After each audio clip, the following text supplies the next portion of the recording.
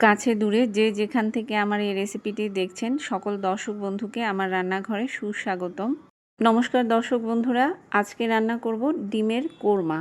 খুব সহজভাবে রান্নাটি করে দেখাবো। আশা করছি নতুন বন্ধুদের বুঝতে কোনো অসুবিধেই হবে না। রান্নাটি কড়াইতে বসিয়ে দেবার আগে পেঁয়াজ বেরেস্তা তৈরি করে নেব। আমি 5টি মিডিয়াম সাইজের পেঁয়াজ বেরেস্তা তৈরি করে নিয়েছি। পারফেক্ট পেঁয়াজ বেরেস্তা কী করে তৈরি করতে হয় সেই সংক্রান্ত একটি ভিডিও আমার চ্যানেলে আছে, বন্ধুরা চাইলে দেখে নিতে পারেন। কড়াইতে পর্যাপ্ত তেল দিয়ে পেঁয়াজগুলো দিয়ে বেরেস্তা করে তুলে নিচ্ছি। এই পেঁয়াজ বেরেস্তার তেলেই আমি রান্নাটি করব। পেঁয়াজগুলো এরকম হালকা ব্রাউন হয়ে গেলে গ্যাসটা বন্ধ করে দিতে হবে এবং পেঁয়াজগুলোকে নামিয়ে নিতে হবে। নামিয়ে নেবার পর কালারগুলো চেঞ্জ হয়ে এরকম হয়ে যাবে। এবারে মিক্সার জারে মশলার বাটিতে এরকম 5টি পেঁয়াজ নিয়ে ব্লেন্ড করে নেব। সাথে আরও কিছু মশলা দিয়ে দিচ্ছি। দিয়েছি 3টি লবঙ্গ, 3টি ছোট এলাচ, 3টি ছোট টুকরো দারুচিনি, 5টি কাঁচামরিচকে ভেঙে দিয়ে দিচ্ছি। ঝালটা যে যেরকম পছন্দ করেন সে অনুযায়ী ব্যবহার করবেন। এবারে সব কিছুকে একসাথে মিহি করে ব্লেন্ড করে নিচ্ছি।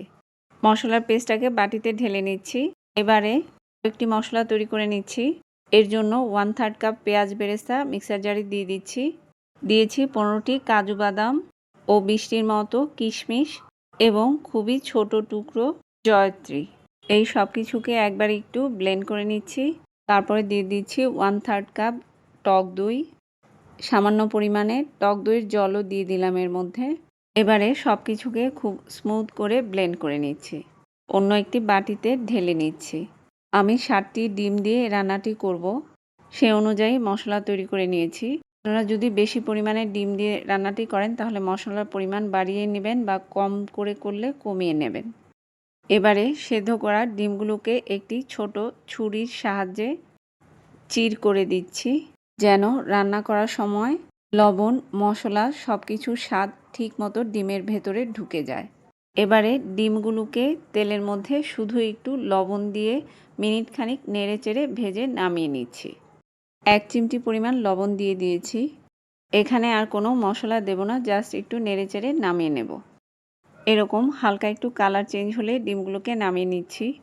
দিচ্ছি 2টি কাঁচামরিচ কুচি, 2টি ছোট তেজপাতা, এগুলোকে আমি কেটে নিয়েছি।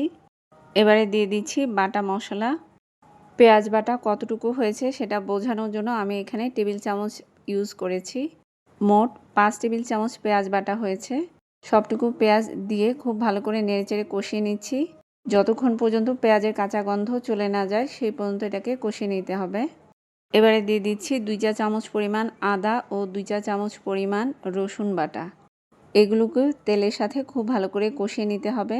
যতক্ষণ পর্যন্ত না পেঁয়াজ রসুন ও আদার কাঁচা গন্ধ চলে যায় ততক্ষণ পর্যন্ত তেলের সাথে এগুলোকে খুব ভালো করে নেড়েচেড়ে কষিয়ে নিতে হবে। দিচ্ছি 1 চা চামচ পরিমাণ মরিচ গুঁড়ো। ঝাল যে যেরকম পছন্দ করেন সেই অনুযায়ী ব্যবহার করবেন। ভালো করে নেড়েচেড়ে কষিয়ে নিচ্ছি। দিয়ে দিচ্ছি 1 চা চামচ ভর্তি করে লবণ। লবণটাও আপনারা যে যেরকম পছন্দ করেন সেই অনুযায়ী ব্যবহার করবেন, বাড়িয়ে বা কমিয়ে। মিক্সির বাটিটা 2 টেবিল চামচ জল দিয়ে ধুয়ে এটা আমি কড়াইয়ের মধ্যে দিয়ে দিচ্ছি। মশলাটাকে খুব সুন্দর মতো কষিয়ে নিতে হবে। দিয়ে দিচ্ছি খুবই সামান্য পরিমাণে হলুদ গুঁড়ো, 1/2 চা চামচ হলুদ গুঁড়ো ব্যবহার করেছি। নেড়ে চেড়ে কষিয়ে নিয়েছি। কষাতে কষাতে যখন তেলটা উপরে ভেসে উঠবে তখনই পেঁয়াজ বেরেস্তার সাথে বাদাম কিশমিশ ও টক দইয়ের মিশ্রণটা দিয়ে দিতে হবে। এখানেও সব মিলিয়ে 5 টেবিল চামচের মতো হয়েছে। এবারে এগুলোকে মশলার সাথে অনবরত নেড়েচেড়ে মিশিয়ে নিতে হবে। এই পর্যায়ে চুলার আঁচটাকে কমিয়ে দিতে হবে, তা নইলে বাদাম দেবার কারণে এটা তলায় লেগে যেতে পারে। ডিমগুলো দিয়ে দিচ্ছি। মশলার বাটিটা ধুয়ে সামান্য পরিমাণ জল দিয়ে দিয়েছিলাম। 4-5টি গোটা কাঁচামরিচ দিয়ে দিচ্ছি। দিচ্ছি সামান্য পরিমাণে চিনি, আমি এখানে 1 চা চামচ পরিমাণ ব্যবহার করেছি। আপনারা চাইলে এটাকে স্কিপও করতে পারেন। দিয়ে দিচ্ছি মুঠো ভর্তি পেঁয়াজ বেরেস্তা, 2 চা চামচ পরিমাণ ঘি। আমি এই রান্নায় গ্রেভির জন্য আলাদা করে কোনো জল ব্যবহার করিনি। এবারে চুলার আঁচটাকে কমিয়ে ঢাকনা দিয়ে ঢেকে জাস্ট 5 মিনিটের মতো রেখে দেব। সম্পূর্ণ রান্নাটা হতে জাস্ট 30 মিনিটের মতো সময় লেগেছে। হয়ে গেল দুর্দান্ত স্বাদের ডিমের কোরমা। গরম ভাত বা পোলাওয়ের সাথে পরিবেশন করুন। আশা করছি আজকের রেসিপিটি সুন্দর করে সহজভাবে তুলে ধরতে পেরেছি। ভালো লাগলে লাইক, শেয়ার ও সাবস্ক্রাইব করে পাশে থাকতে ভুলবেন না। সকল দর্শক বন্ধুদের অসংখ্য ধন্যবাদ।